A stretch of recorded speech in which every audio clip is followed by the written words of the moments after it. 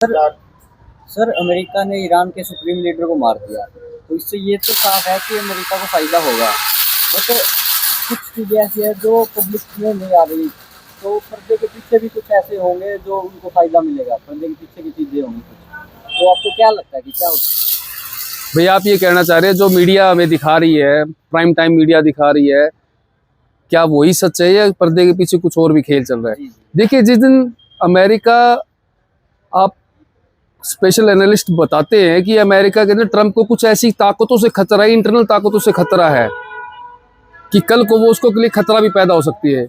जिस दिन supreme court America की ने टैरिफ रद्द किए थे, ये ईरान पे हमला जो सेमीफाइनल मोड में था, ये फाइनल मोड में आ गया था, क्योंकि ट्रंप को मिड टर्म इलेक्शन में दिखाने के लिए कुछ खास तो था नहीं उनके पास, क्योंकि उसको पता था कि 5 महीने के लिए अब ये लास्ट वो 15% टैरिफ लगा सकता है।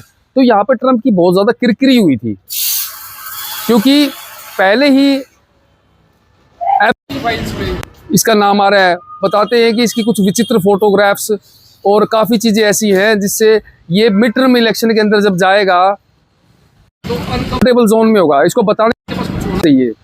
दूसरा क्या कि अमेरिका जब भी किसी कंट्री में इन्वेड करता है ना, तो वो एक कारण नहीं देखता, उसके कारण काफ़ी होते हैं कि इजराइल भी बच जाएगा, ईरान न्यूक्लियर एनरिचमेंट नहीं करेगा, अमेरिका की कंपनीज ईरान में जाएंगी, वहाँ के बिजनेसमैन वहाँ पैसा कमाएंगे, जो ऑल ओवर वर्ल्ड की जो ऑयल की जो मैनिपुलेट करता है पूरे वर्ल्ड के अंदर, उसके अंदर इसका प्रभुत्व बढ़ेगा, चाइना को टेबल पर लेके आएगा। जब तक अमेरिका को ये पता ना लग जाए कि एक इन्वेजन से, एक डिसीजन से इसके 10 तरह के फायदे ना हो रहे हों, तब तक अमेरिका इन्वेड नहीं करता है। खामनेई की मौत उसी दिन लिख दी गई थी जिस दिन ट्रंप का डिसीजन को सुप्रीम कोर्ट ने बदल दिया था। तो आप समझ रहे होंगे कि किस दिशा में जा रहा है।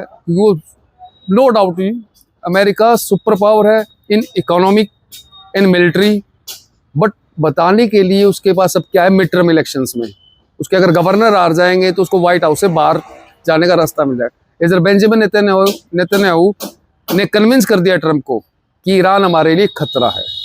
तो आप समझ गए होंगे शायद, मेरे हिसाब से।